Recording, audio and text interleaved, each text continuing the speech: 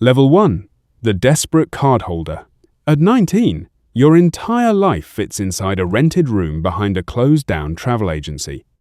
The carpet smells damp, the radiator knocks through the night, and a final notice is folded beneath the cracked sugar jar on your desk. Rent is due on Friday. Your restaurant shifts have been cut again. In your wallet sits a blue credit card with your name printed slightly crooked across the front. It was supposed to be for emergencies. At 11:43 on a Tuesday night, hunger becomes an emergency. You carry instant noodles, cold medicine, and a phone charger to the register of a convenience store. The card is already over its limit, but the payment goes through. The clerk hands it back without looking at you. Relief arrives first, then curiosity. Over the next few weeks, you begin treating the card like a door that sometimes opens even when it should not. Small purchases become larger ones. When the bank calls, you learn how easy it is to sound confused. You blame a forgotten subscription, a delayed paycheck, anything that makes the person on the other end soften. Your younger cousin Mara notices the new shoes.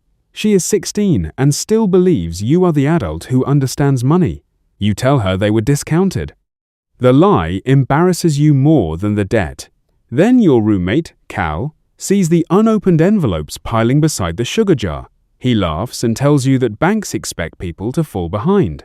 He knows people who treat plastic differently, people who never intend to repay anything. You say that is not you. 2 days later, the restaurant closes without paying the final week's wages. Friday comes, the landlord knocks once, then slides an eviction warning beneath the door.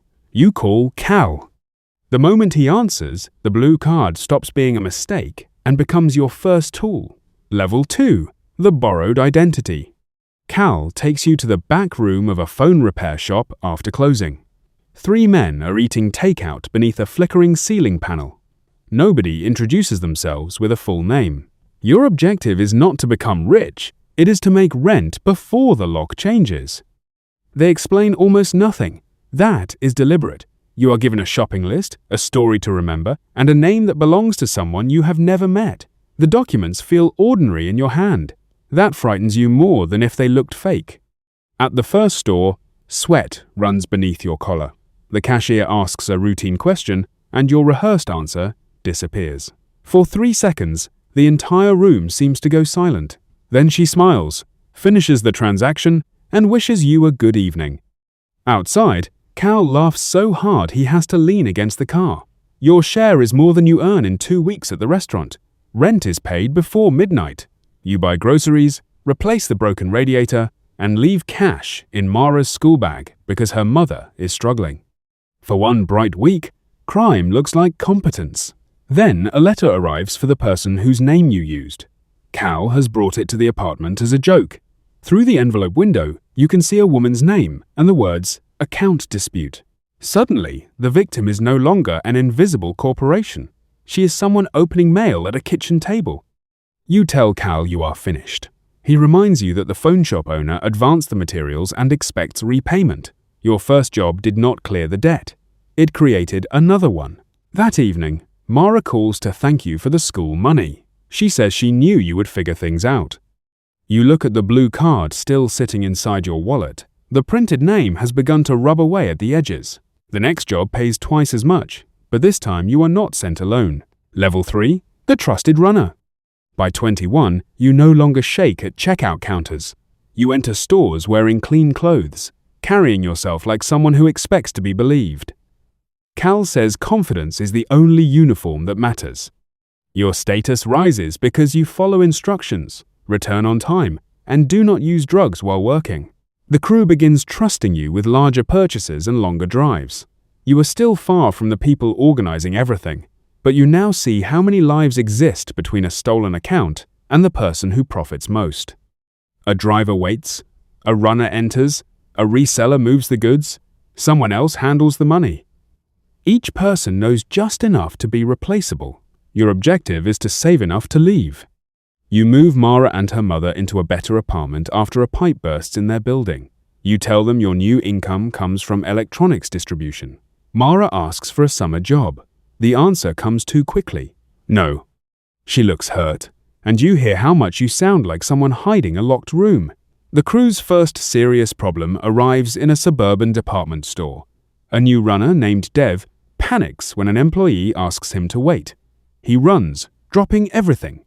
Security catches him near the entrance while you remain 10 feet away, holding a shopping bag and pretending not to know him. Dev calls your nickname as they pin him down. You keep walking. For several nights, his voice returns whenever the apartment becomes quiet. Cal praises your discipline. The organizer, a woman everyone calls Miss Gray, invites you to meet privately. Her office is above a freight warehouse, warm and almost empty. She says Dev made an emotional decision, and emotional people create evidence. You did not. The promotion comes with better money and a simple responsibility: choose new runners. Now you are no longer merely accepting risk, you are deciding who else will carry it. The first person who asks for work is a 19-year-old restaurant dishwasher with overdue rent. He reminds you of yourself so closely that you hire him. Level 4, the crew recruiter. At 23, you have 6 runners, 2 drivers, and a leased apartment where nobody actually lives. Your phone never stops vibrating. People call because a store refused a transaction, a driver is late, or somebody believes their payment is too small. The money is real now. So is the management. Your objective is to make the crew predictable enough that Miss Gray gives you access to better jobs. Predictability means rules. No showing off online, no bringing partners, no freelancing, no asking where information comes from. You enforce the rules because structure makes the operation feel less criminal. A business with schedules and penalties can almost pretend to be legitimate. Mara is studying accounting at community college. During dinner, she complains about a class assignment involving fraud losses. She describes victims spending months proving which charges were not theirs. You focus on cutting your food into equal pieces. Then she says one victim lost access to funds while paying for her husband's funeral. The fork stops in your hand. Across town, the dishwasher you recruited has begun taking unnecessary risks. His name is Eli, though everyone calls him Kid. He buys a watch, posts photos from expensive restaurants, and tells his girlfriend he works for you. You order him to disappear for a month. He refuses. He says the crew needs him because he produces more than anyone else. The arrogance is familiar because you taught it to him without meaning to. A week later, police search his apartment. Eli escapes through a rear window, but his girlfriend is questioned for hours. She calls you crying, asking what he has dragged her into. You change your number before she finishes speaking. Miss Gray is impressed by how quickly you contain the damage. She offers you control of another crew and a percentage instead of fixed payments. The new position could make you wealthy. There is one condition. Cal has been speaking carelessly, and she wants you to remove him from the operation. He was the first person to open the door for you. Now the people behind it are asking you to close it on him. Level 5, the regional operator. You tell Cal the organization is changing and that his share has been reduced. You do not warn him that Miss Gray considers him a threat. He reads the truth in your face anyway. You think you're different from me now? He asks. The question follows you after he leaves. Within a month, Cal vanishes from every number you know. Rumors say he fled. Other rumors say he was arrested under another name. Miss Gray tells you not to waste energy on stories with no financial value. At 26, your operation spans several cities. You rarely enter stores. Other people carry the bags, tell the lies, and face the cameras. Your objective is scale without visibility. Money moves faster than you can spend it safely. You rent a high-rise apartment under a company name, fill the refrigerator with food you never cook, and sleep with the television on because silence makes every elevator sound important. The crew admires you from a distance. They see the car, the tailored jackets, and the envelopes of cash. They do not see you waking at 3:17 to check whether unfamiliar headlights are parked below. Mara graduates and asks you to attend. You arrive late, sit near an exit, and leave before the family photographs. In the parking lot, she confronts you. She has searched the companies connected to your supposed business. Addresses lead to empty offices. Records contradict one another. She asks whether the money that paid her tuition came from victims. You tell her never to contact you again. The words protect the operation. They also destroy the last relationship in which you were not a position. Then one of your crews targets an account connected to a retired investigator. The attempted purchases fail. Nothing is lost, yet the response is immediate. Stores preserve footage. Phone records begin to matter. People who once seemed invisible start receiving visits. Miss Gray orders everyone to shut down for 6 weeks. You obey for 6 days. The income has become an engine that cannot be switched off without crushing the people beneath it. Runners need payment. Drivers owe money. Resellers have promised inventory. For the first time, your success forces you to commit more crime, simply to maintain the appearance of control. Level 6. The man behind the network. By 29, Miss Gray is gone. Her arrest happens quietly at an airport. There is no dramatic chase, only a message from an unknown number telling you not to call anyone. Within hours, half the organization disappears. The other half turns toward you. You inherit more than power. You inherit unpaid debts, frightened crews, compromised contacts, and enemies who believe Miss Gray hid money with you. Your objective is survival through consolidation.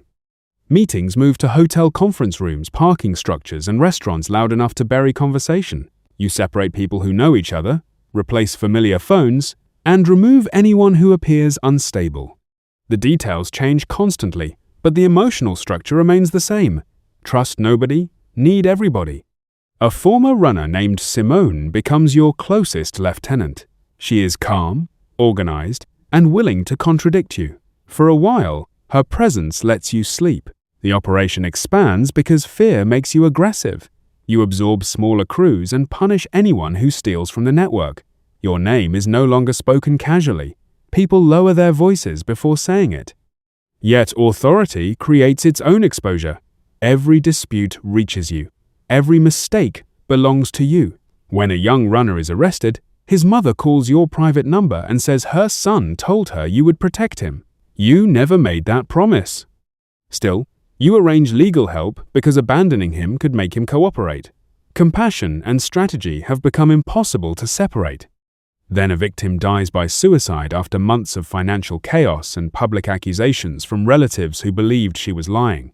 The death is mentioned briefly in a local report. No one can prove your network caused it. Simone finds you staring at the article. She says, "You can stop reading, but you can't make it not yours." You fire her the next morning. That afternoon, federal agents visit Mara's office. They do not accuse her of anything. They ask about you. The wall you built between your criminal life and your family is no longer a wall. It is a line investigators can follow. Level 7. The invisible boss. At 32, you move constantly. Apartments are rented and abandoned before they feel familiar. Hotel curtains remain closed. Meals arrive under different names. Publicly, you do not exist. Inside the network, you control hundreds of people through layers of intermediaries. The contradiction makes you feel powerful until you realize you cannot safely speak to anyone who knows your real birthday. Your objective is to leave with enough money to disappear permanently. You begin moving authority to Simone, despite having fired her. She returns because she understands the danger and because, you suspect, she wants your position. Neither of you mentions the article about the dead victim again. Mara sends one email to an address she should not know. Your mother is ill. There may not be much time. The message could be a trap. Investigators may be watching the hospital, the family home, even the funeral arrangements. You study the email for hours, searching for wording that sounds coached. In the end, you do not go. Your mother dies 3 days later. Mara leaves a voicemail without anger. That is worse. She says their mother kept asking whether your phone was broken. You save the recording and never play it again. Meanwhile, someone begins stealing from the organization. Small discrepancies appear across several crews. The pattern is too disciplined to be random. Suspicion falls on Simone, but removing her would fracture the network before you can exit. You arrange a meeting in a private dining room. She arrives alone and places a photograph on the table. It shows Cal leaving a government building, alive. Simone says he has been cooperating for years. Some arrests you blamed on carelessness were guided by him. Miss Gray's airport detention was not bad luck. Your rise may have been allowed because investigators wanted the entire structure to gather around one person. You, the organization you thought you controlled, has become a map with your name at its center. Level 8. The Hunted Kingpin. The collapse begins before dawn. Doors are struck in 3 cities. Vehicles are seized. Apartments you forgot about are searched. People who once begged for your approval begin calling lawyers and offering information. You are in a roadside motel when Simone wakes you. There is no luggage, only a backpack, cash, and the blue credit card you have carried for reasons you cannot explain. The name is almost completely worn away. Your objective is escape. For 48 hours, every ordinary place feels hostile. Gas stations have cameras. Airports require identification. Friends have families they will not risk. The money that once purchased access now makes anyone carrying it suspicious. Simone drives while you watch the mirrors. She claims there is a route out through people she trusts. Trust has become the most expensive word in your vocabulary. At an isolated house, she finally tells you the truth. Investigators contacted her months ago. They offered leniency if she cooperated. She refused at first, then learned you had blamed her for losses caused by your own decisions. She has been recording conversations. There is no route out. You reach for the door, but headlights fill the room through thin curtains. Commands sound outside. Simone sits perfectly still, tears running down her face. "You always said emotional people create evidence," she whispers. The sentence belongs to Miss Gray, spoken years earlier in the warehouse office. You had repeated it so often that everyone around you learned how to weaponize it. When agents enter, the room becomes strangely calm. Hands visible, knees on the floor, metal around your wrists. In the vehicle, you pass people beginning their morning. A man walks a dog. A bakery turns on its lights. Someone pays for coffee with a card and returns it to their wallet without fear. At the field office, Cal waits behind glass. He looks older, thinner, and almost disappointed. He says he expected you to quit after the first crew fell apart. You tell him he made you. Cal shakes his head. "I opened one door. You kept choosing the next room. Level 9, the account finally closed." At 36, you stand in federal court wearing clothes chosen by someone else. The network has become charts, timelines, testimony, and numbers too large to feel connected to human beings. Your objective is no longer freedom. It is to reduce the years. Former runners describe your rules. Drivers describe your payments. Simone explains the structure you built after Miss Gray disappeared. Cal provides the earliest conversations, including the night you called him after the eviction notice. Mara sits in the back row for one day.